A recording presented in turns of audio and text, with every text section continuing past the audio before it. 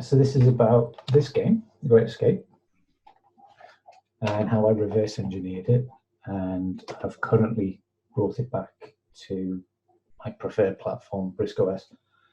I've made it run, it should run as far back as the Archimedes. So it's kind of a weird circle. It's bringing an old game all the way into the future and then taking it all the way back. So on the front screen here, what you can see is the whole map for the game. You don't really ever get to see the whole map for the game because you're normally looking at it through this tiny little window. But this is one of the nice things about reverse engineering the game. You can see the whole map in on it. So if you've never heard of it, it's a prison break game for the 48K Spectrum. It has meaning for me because it was created in my hometown of Liverpool by Denton Designs. Denton Designs were, I think they were formed from ex-Imagine staff after Imagine went tits up. The game came out in 1986. It's one of the best regarded Spectrum games. It had a couple of ports. It had a port to the PC, there's ports to the CPC, and there's ports to the C64. Interestingly, they're all kind of the same game. Normally you get games which are changed for different platforms depending on their capabilities. If something's a bit slower, they might simplify the game. But in the case of Great Escape, it's the same game. It had a sequel, which was the 128K only, Where Time Stood Still. Both great games. So this came about because I was having a chat with a friend in work. I've been playing Saints Row the Third on the PC, and it was a total turd. And so I was having an old man whinge with a younger engineer in work, saying, you know, all modern games are rubbish. Let me tell you a good game, Sonny Jim. And then I started saying about the Great Escape and how it was absolutely terrifying when you were outside, creeping around at night, trying to avoid the guards, and just remembering all the way back to my childhood, just that sensation of terror, that sort of magic that the game could produce, that sort of emotion in you. And so I thought, well, you know what? I still have many questions about this game. I want to really find out how it worked, how it produced that sense of magic. And I wondered how long it would take to pull apart. And so I chatted with a couple of other guys around the office, and we reckoned 3 months. So 8 years later, here I am. So a bit of context. I'm sure you're all familiar with the Spectrum. I don't know if this is like doing this to a bunch of vampires, but here's a Spectrum. If you're unfamiliar with it, let's try that again, see if Sydney winces.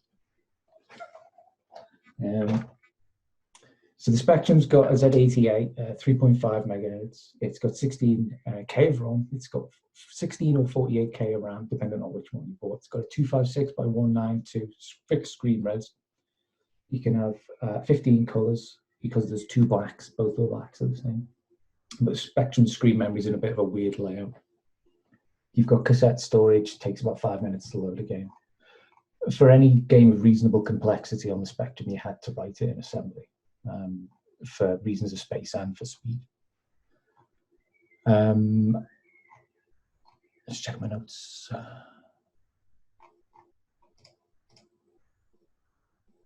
Yeah, that's my notes. So let's have a look at the game.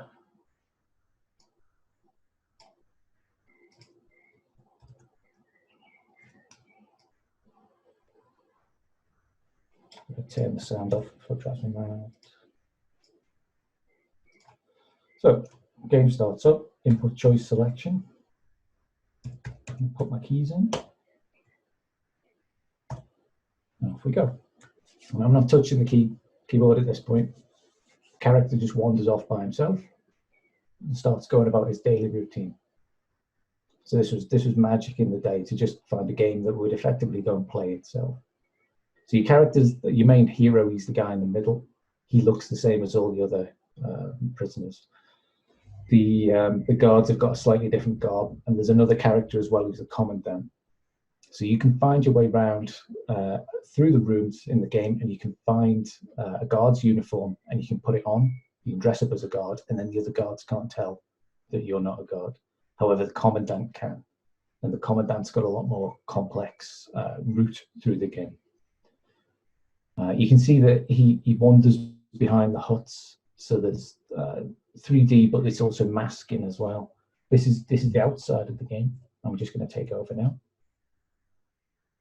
and I'm going to go in this room here, which has the Red Cross parcel in it. Now we crack open the Red Cross parcel, and we find that there's an item in it, and we might stash that item. You have to go to roll call about this time of the day, otherwise you get in trouble. If you do get in trouble, then the morale flag, which is on the left-hand side, will turn red. You can see I've raced off, and so I'm getting chased by a guard. Let's see if I can evade him. Let's go in here. So now I'm in trouble. Just gonna pick up this key, exploring, and see if we can get caught. You can see there's a food item in the corner there. This door's locked, so I'm just going to crack it open. See, this is where it gets scary, because at any moment you might get caught. So there's a uniform there. I'm going to put it on, and now I'm a guard. I'm going to steal that because it's a torch. Might be useful.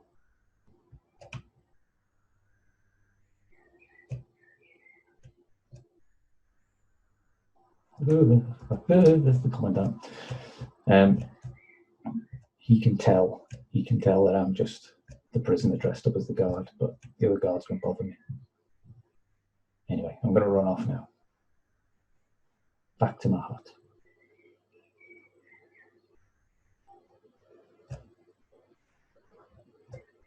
In my hut, I have a secret tunnel. So if I just push the stove out the way, that I can hop down into my tunnel, and I can stash my objects for when I need them. I can hide the tunnel. Bath. Off we go. And then at that point, if I'm happy with that progress there, I can just leave him, and then he'll wander off.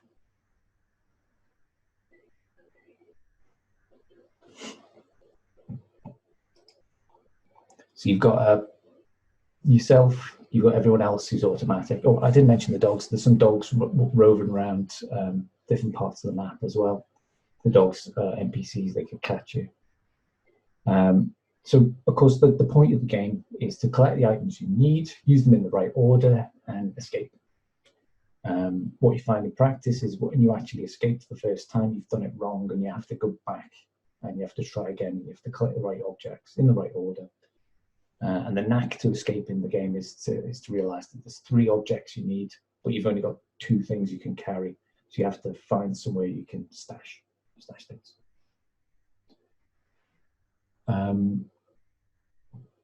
So the game in general performs really well. It gets a bit choppy when there's loads of characters on the screen. If you see one of the platform ports like the C64 or the CPC ones, they're noticeably slower. The C64 one in particular is really quite choppy. It's borderline unplayable. Of course, the PC version, if you run it on anything but a lowly XT, then it runs way, way too fast.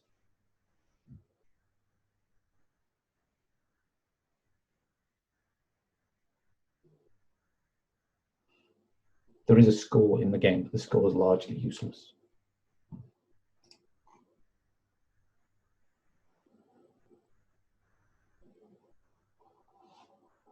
So now he's gone on to exercise time. You can have a look around the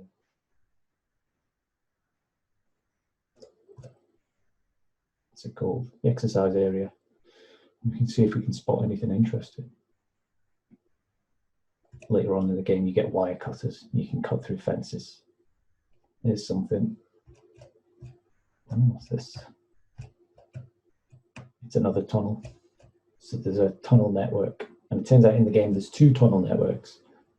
But initially you don't really know what's connected to what.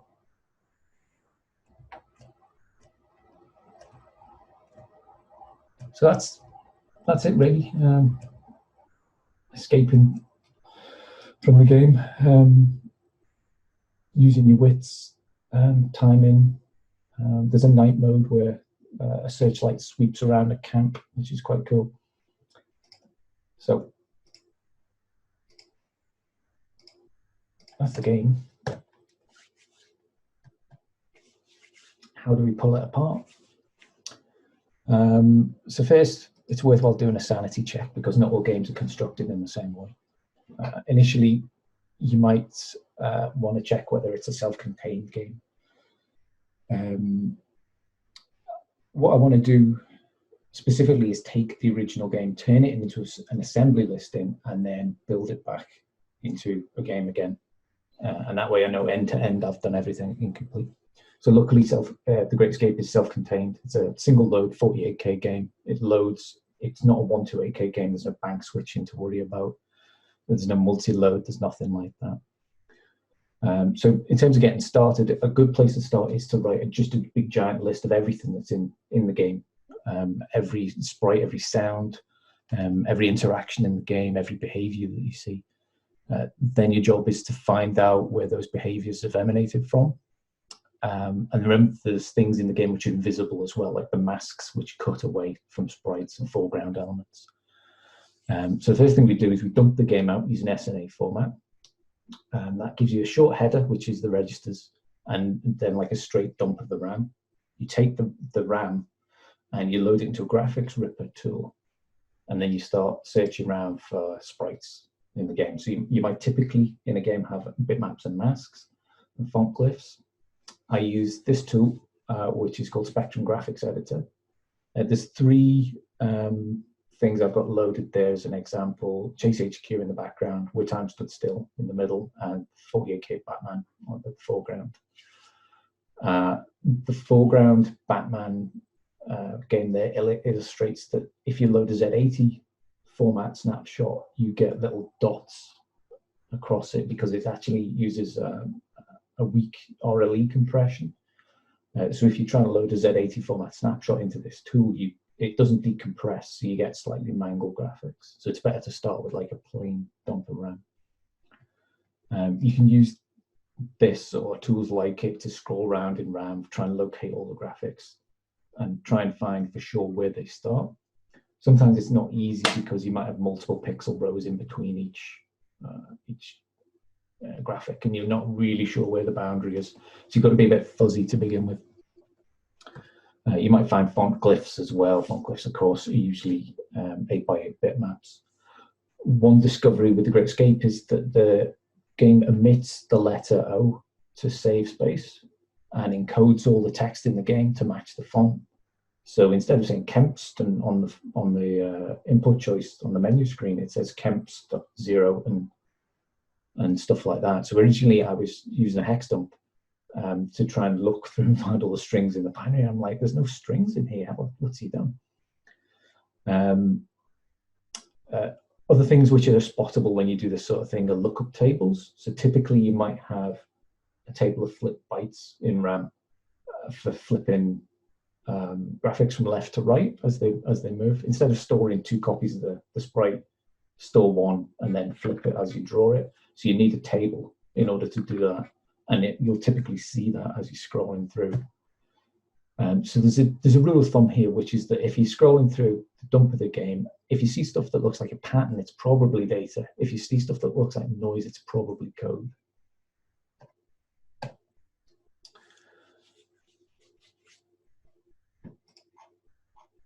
So when you've got all these things mapped out to begin with, you kind of want to start actually attacking it and pulling apart the instructions of the game. So initially what I did was I used IDA Pro, which is the interactive disassembler. IDA Pro's been around for many years. It's got loads of different assembly support. It can auto-analyze things to find functions for you. It can do call graphs. If you pay a lot of money for it, you can get the magic decompiler, which will decompile things into C. Depends on the assembly you're using though. However, it is eye-wateringly expensive, and luckily at that point my work had a copy. So I cracked on with IDA, started pulling apart the game. However, in practice it kept crashing. And one of the things about IDA is it's very expensive, but it's got no undo function, so it's driving me absolutely crackers. IDA is Python scriptable, so I wrote a Python script to automate the marking up of the game. These days, oh yeah, I should show you maybe a screenshot of IDA. So this was, I think this was later on because I named a lot of functions. Initially, they don't have names, so you have to go in and start naming them. And here I put the profiling comments on here as well.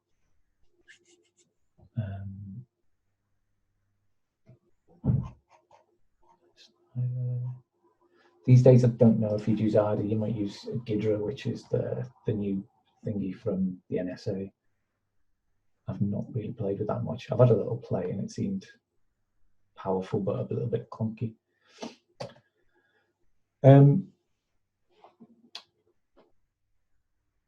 So now I've got IDA doing the disassembling. We've got lots of disassembled functions, but we don't necessarily know what they do. So we need to start somewhere. So you want to pick a function and pull it apart, but the easiest ones to start with are those which talk to hardware. So on the Z80, I can just spot in and out instructions.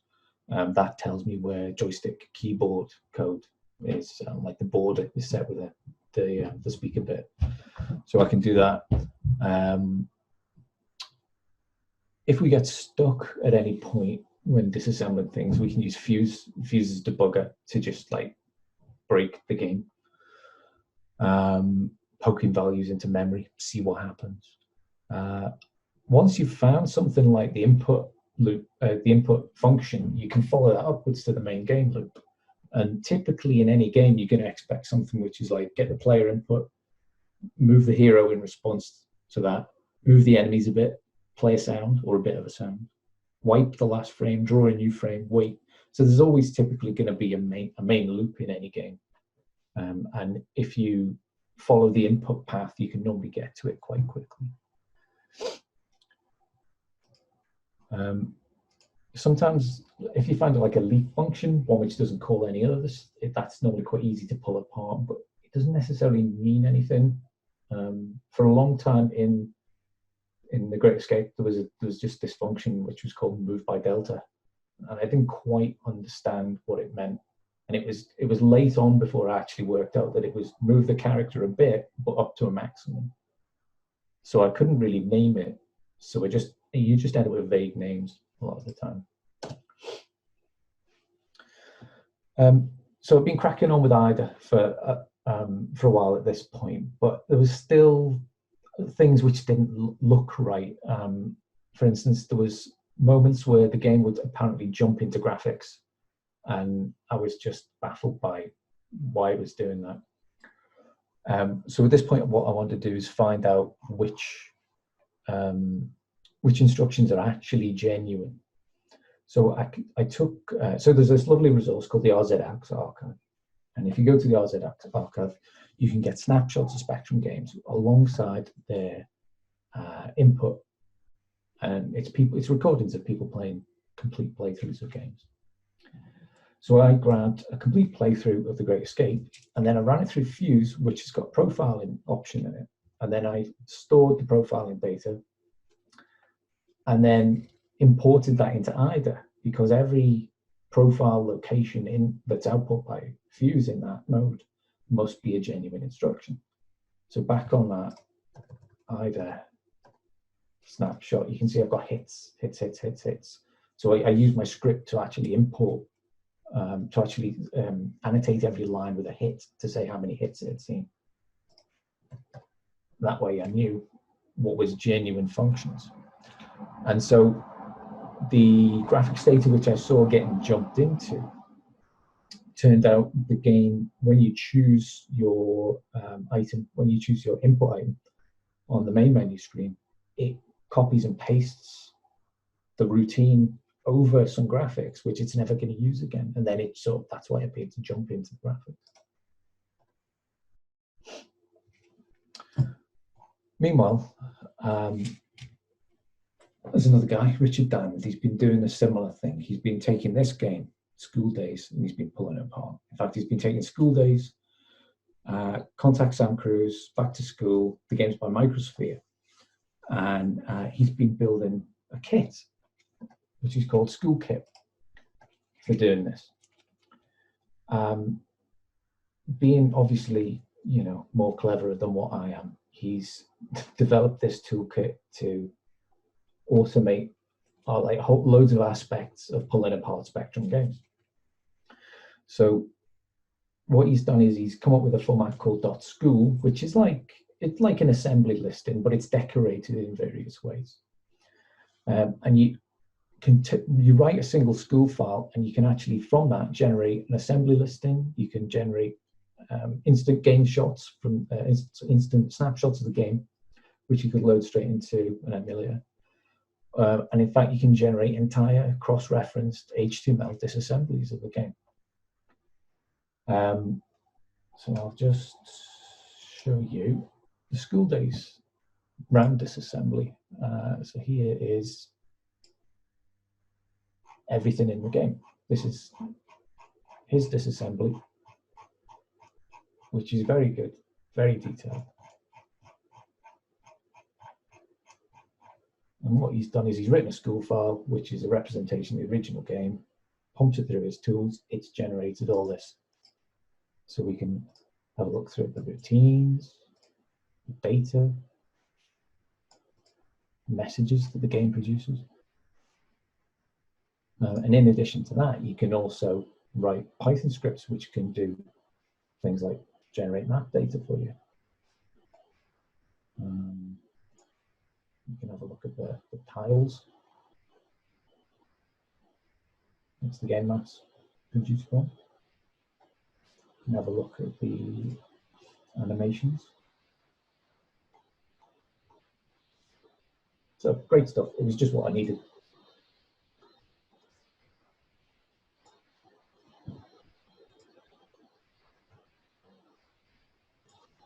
So at this point, I throw IDA Pro in the bin and I move over to using SchoolKit. Here's the workflow for SchoolKit. So the game.school in the middle is your main SchoolKit format disassembly. But obviously, you don't want to just have to type in the game from scratch. What you want to do is build that school file. So you use a thing called a control file. The control file is like annotating chunks of the original game, and use a tool called use a tool called Snattercuttle to generate one of those to begin with. So I've kind of diagrammed here the whole flow. You don't necessarily need everything in this flow. You could start with the game.z80, which is in the yellow. You pump that through Snattercuttle, and that'll generate your Cuttle file. And then you can, from that, generate a school file. And then you can just generate disassemblies, pump out games, generate assembly listings and things like that. And then you can just iterate. You can just go back and forth, back and forth, back and forth. And that's what I did for this disassembly.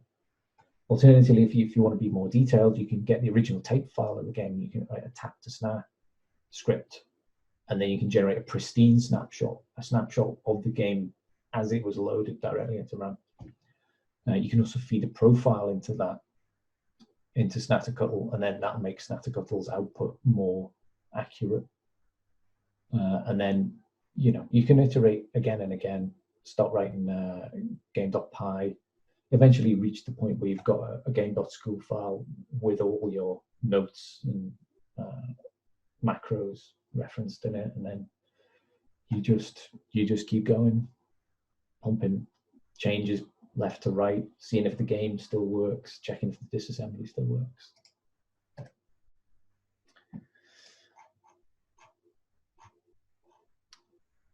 So once SchoolKit's in place, it's nice for me. I'm not getting so aggrieved with either.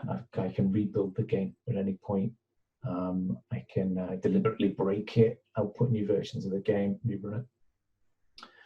And we get down to the meat of it, which is to just go through every function in the game and reverse engineer each one. Some functions are total mysteries. Some functions a lot more obvious. And it's not always straightforward.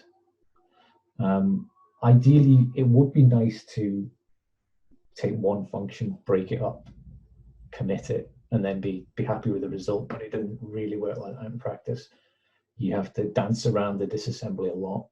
What was happening for me in practice was I was disassembling one function, discovering some things. I was hopping over to places where I knew it was. I was filling in details there. I was jumping back and forth, and then I'd end up with this massive hairball of a patch. And then I'd have to break it and try and stage it into some sort of meaningful commit. So I didn't lose my place. Now we're not going from compiled code to assembly here, or rather, we're not going from assembly to compiled code here.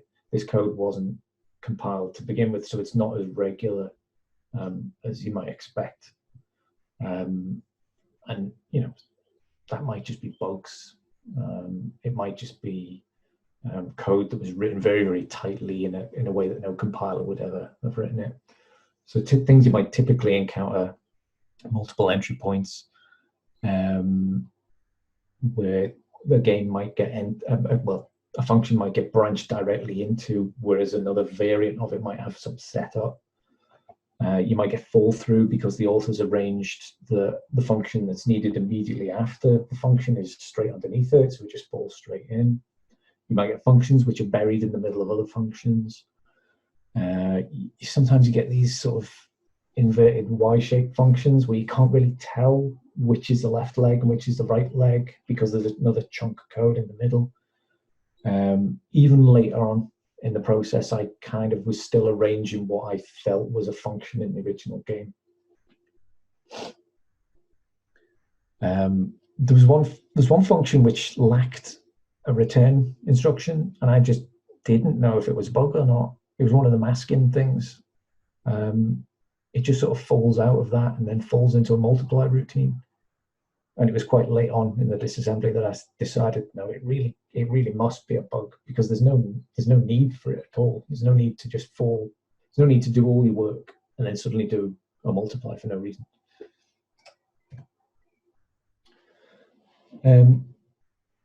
So the point of the project as a whole is to explain. We're going from binary to a raw assembly file. We're going then to a commented assembly file. But then, so what's next? I could come up with a commented disassembly, but when I've seen people do those in the past, I've not been necessarily too impressed with them. Not necessarily impressed with the level of accuracy that's been put into those projects. So what am I doing? What am I aiming for here? So early on, I knew I wanted to turn the game into C. So I started writing my comments in a sort of a C style of pseudocode. So it meant that I needed to do a sort of ongoing fiction of the game. So on the left-hand side is the original assembly, but on the right-hand side is the fragments of C code from a project which theoretically works, but in my case, that was all that existed. So original assembly on the left, C-style pseudocode on the right-hand side. And then I needed to do sort of the inverse of a compiler. I needed to do register deallocation. So in a function, you might have a whole sequence of reuses of the same registers. In the Z80, you've got HL, DE, BC. So if HL is used for 3 different things, I need to tease out what those 3 different things are, name them. And so I need to analyze the variable's lifetime and create new logical variables from the registers in the original game to explain the intent. And that way I'm being the decompiler, I'm hoisting it up a level. And then the result is sort of plausible looking C code, incomplete, but plausible looking C style pseudocode.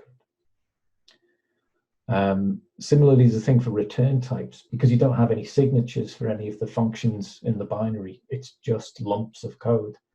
I need to survey all the callers of a function to decide if the things that the function leaves in registers are actually return values or not. And then there's good old classical self-modifying code, which needs to be dealt with as well, because obviously that's not going to work in C. So I invent like a pretend state structure, and instead of the game self-modifying its own bytes, it modifies things in state.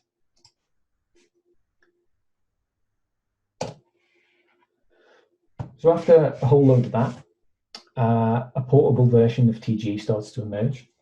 The code needs some amount of pummeling, but I built it into a macOS Xcode project. I added a virtual ZX Spectrum, screen, keyboards, all the bits you need. And then I call that the Great Escape in C. And then what I do is I carry on with that in parallel with the disassembly project. Of course, the benefit of the C project is it forces you to answer questions which you've forgotten to ask yourself when doing the disassembly.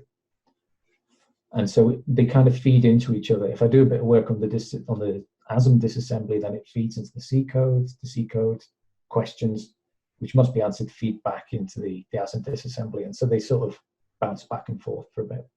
Sometimes it meant that I had like loads of changes to synchronize from one version to the other. So the C version kind of, I think it languished for a bit at one point when I got stuck on it, and then there were various bugs, but it's all working now. C version initially it ran on Mac OS. I did a Windows port, there's an SDL port. Using SDL, it's not too hard to get it running in Emscripten. So Emscripten lets you run it in the browser. It has some issues running in the browser because occasionally it'll lock up. And recently I've done a RISC OS port. Eventually I deleted all the C-style pseudocode and I rewrote the whole disassembly in plain-ish English. You can never really be sure if you spend this long doing stuff if you're actually just talking to yourself. But hopefully it makes sense. If someone was to read it, it might make sense.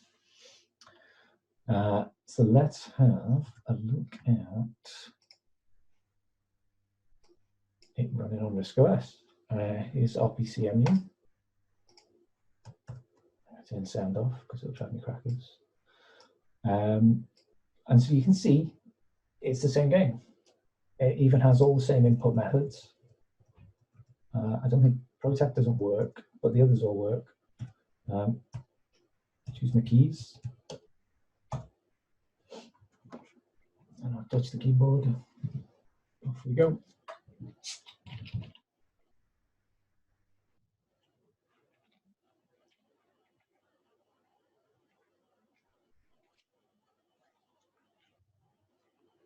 So it kind of looks like an emulator. I mean, there's no real way to tell it apart from an emulator. And you know, it doesn't really need to exist. None of these ports of the original game need to exist because you could just run an emulator, just run the original game on the emulator. So the whole reason for these ports to exist is to explain the original game, make the original game disassembly more complete. But it's nice to see that everything that I've determined about the game is correct enough for it to function correctly as a C program. Of course, it's, you know, I've embellished the front end. I've got various view options for making it more pleasant. I've got a monochrome mode in case it was too colorful to begin with. Do scaled mode, and I've done this things where we were talking about before with the whole pixel snapping. It'll snap if you turn on, turn on. It's too small. I think it's too small.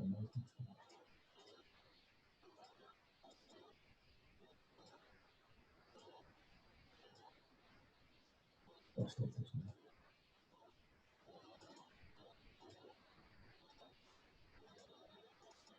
Yeah.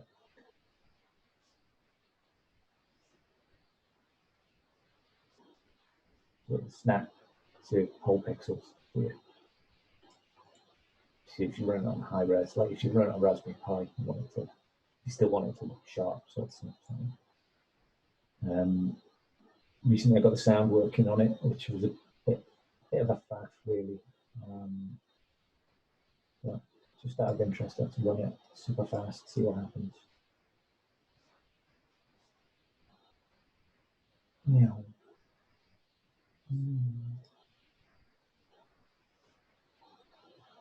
So same game, behaves the same way, but now it runs on RISC.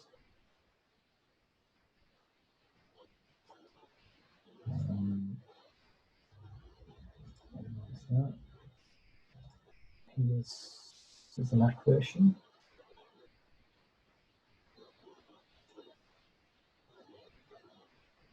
And it wants to appear.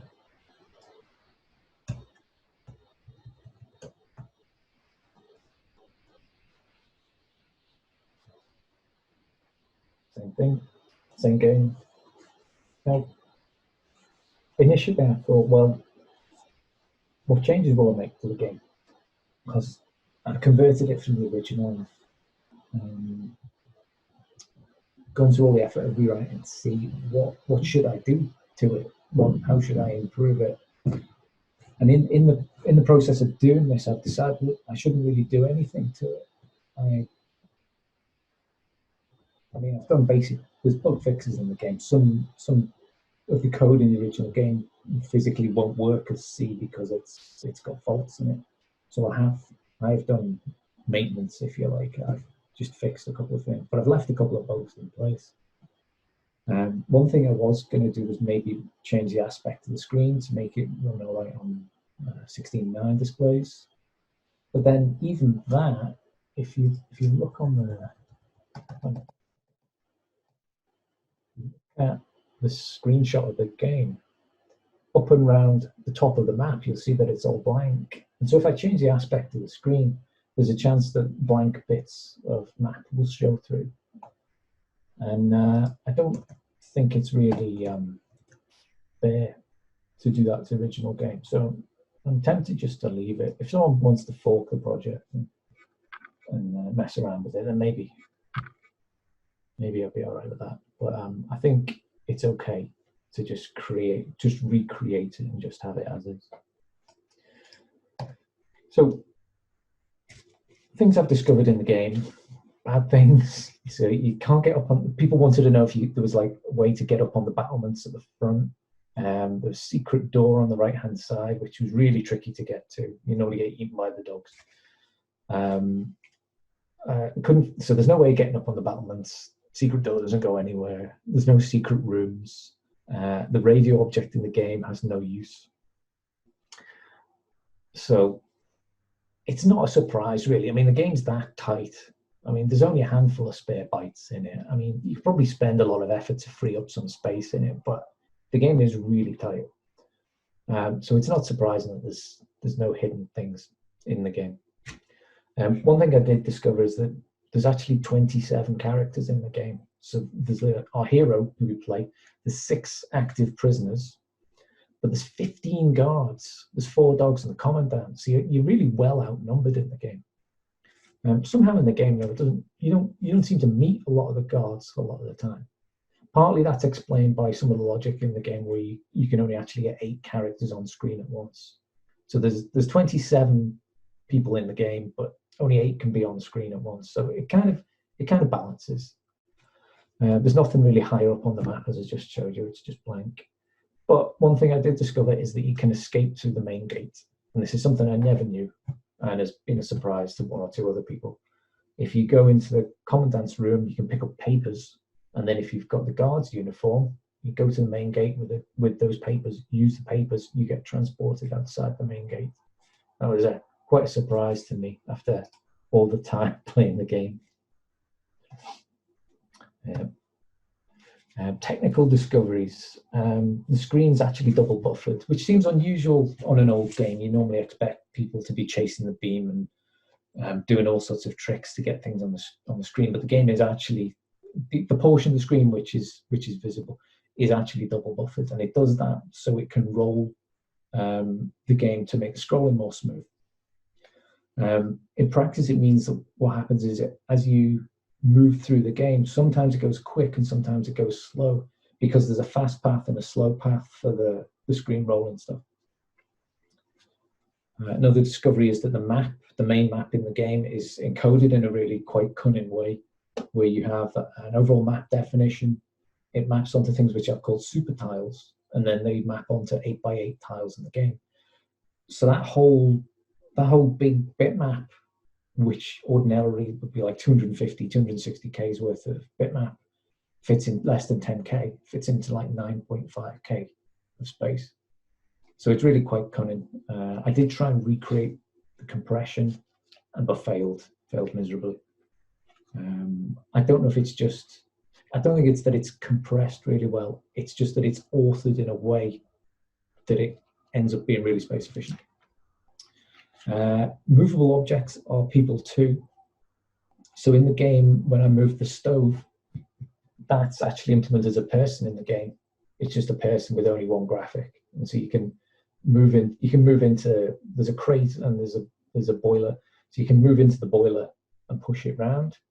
But because of a bug, you can actually use the bribe object in the game to bribe the boiler, and then the boiler kind of comes to life and starts moving around the room. I've said the thing about the characters already. I spotted various bugs just by reading the code. It's quite interesting. Just by late at night scrolling through code, up and down, going, this doesn't make sense. This doesn't make sense. What's going on here? Eventually come to the realization that there is actually a bug in the code and you're not just being stupid. There's some sprite glitches in the game, which you spot as well. And one weird thing is the entire game never uses the Z80's IX register, because you've got this index register. You've got two index registers on the Z80. You've got IX and IY. It doesn't use IX at all. Very strange. I wonder if you maybe be using it for debugging. So Stardot. How about a B port? There's a C64 version. It's already in 6502. And, you know, people have done C64 conversions already. It's already been converted to the Atari 8-bit. And there was also a C64 demo crew sped it up by 15% because the original C64 version was really quite choppy. It's a thought. So thanks for listening to my crazed rantings. Here's a bunch of links. I'll share this on the chat. There's a write-up on my site which has much of the same stuff that I've said here. The RISC OS versions at the moment, I'm putting onto a thread on the forum. I think I need to get a couple more features done on it. I don't know. I could release it, maybe. I think I want to tinker with it a bit more before saying that's it and the job's done. Something I haven't mentioned in this so far is that I have done a disassembly of the DOS version of the game as well. It's not as complete. I just did it in IDA, but that does exist and it is useful for comparing the Spectrum version and the DOS version. So that's me. I forget, did I show this? This is the actual disassembly. I've got the instructions in it.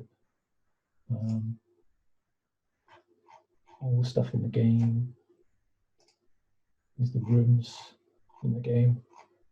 This is my Python script that plugs into SchoolKit, unpacking the graphics and then arranging them, and then it spits out images.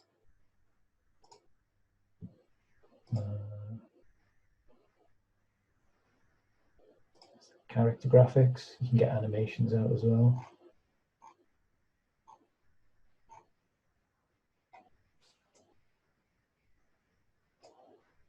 And here's the map when it wants to load. There you go.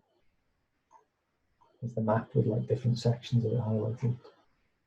And these are the tiles. This lump here is the tiles from which the game map's built. Yep, that's me. Any questions?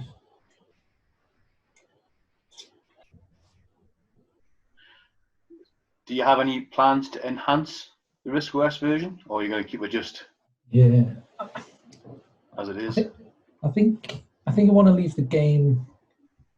I want to leave the game the same, but I might want to add save and load game stuff to it, because it was always a pain to lose your game. It's a save game. I need to sort out the sound so it works on 8-bit FIDC1 hardware. What else was I going to do? I need to speed it up. It doesn't work on an Archimedes, but it'll work on anything with an ARM 250, which seems weird because it's a 48K Spectrum game. Why can't an Archimedes run it? But I think it's a combination of it being a desktop game, and I've got an extra layer of bitmap buffering in there, which I can probably avoid by making it a full screen game. So yeah. Oh, there's chat. I didn't see the chat because I was full screen.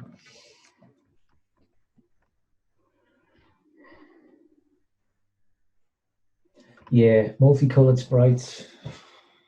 I'd have to redraw all the graphics, and I don't think I could.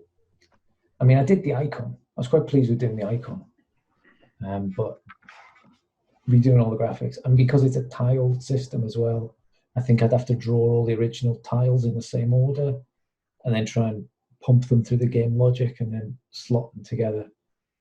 I think it is doable. I mean, it's tempting to like take the original game and go, well, why can't I jump over the fence in a motorbike? Because I should be able to do that. It's the Great Escape, isn't it?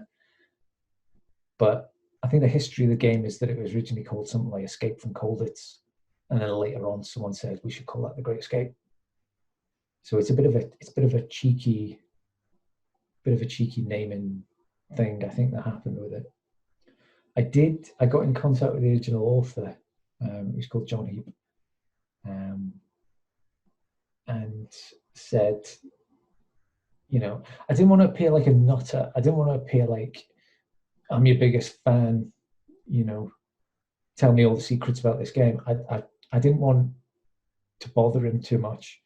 So I just kind of said, I hope I'm not treading on anyone's toes or egos by doing this. I've been pulling the game apart. I hope that's all right.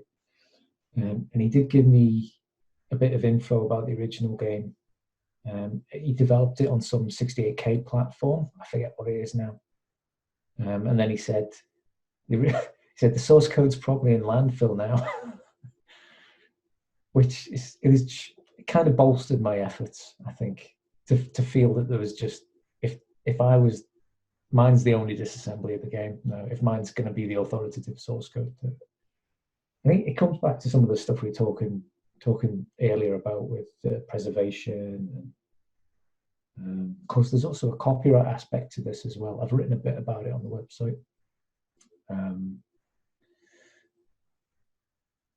I've just decided that this game was abandonware, and then started pulling it apart, and no one stopped me.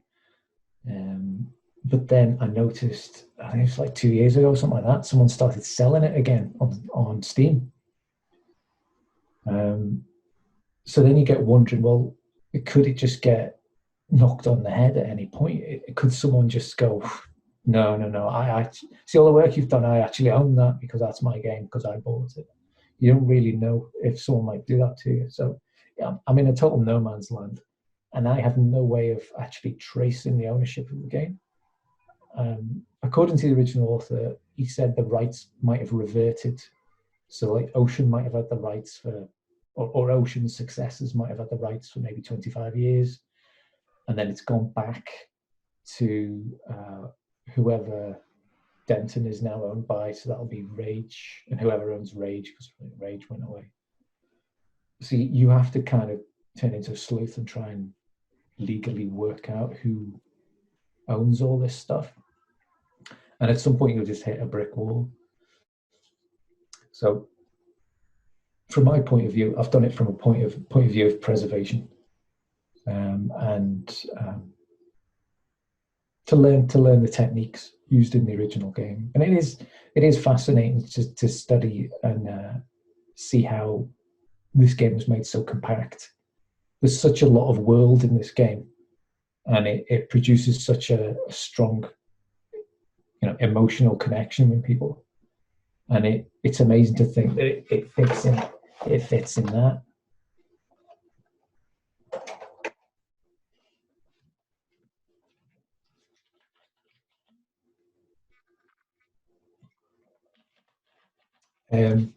Calvin, I didn't get anyone's explicit approval for doing anything.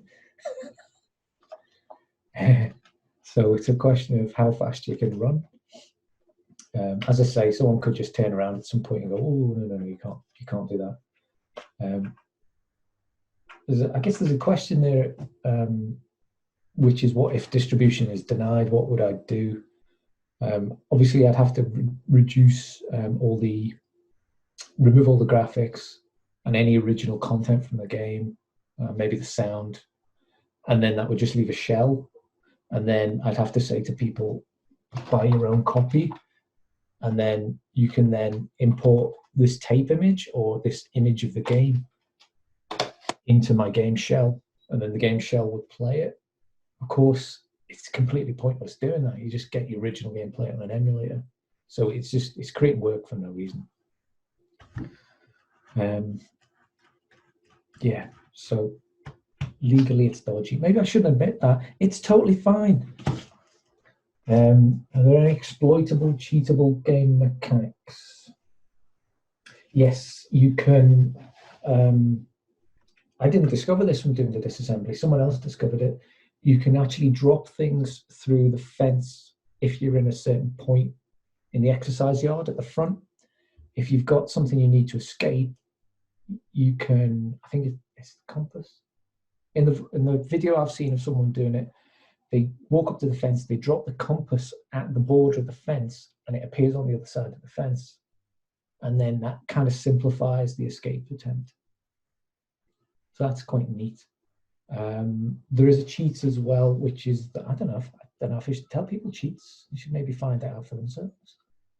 But there is a cheat, which is that you can take the guard's uniform and just drop it, put it on, drop it, put it on, drop it, put it on, and your morale goes up and up and up and up. So it's it's there in the original game, but it does feel a bit cheaty, I think you should start with the morale you've been given, and then if it runs out, then you've failed the game.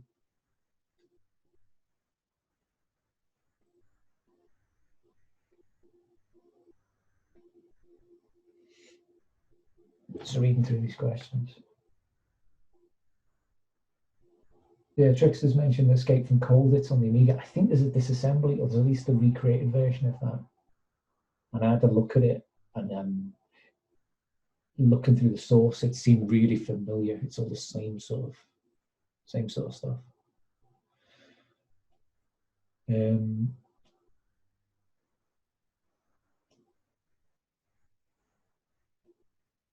think that's it for me.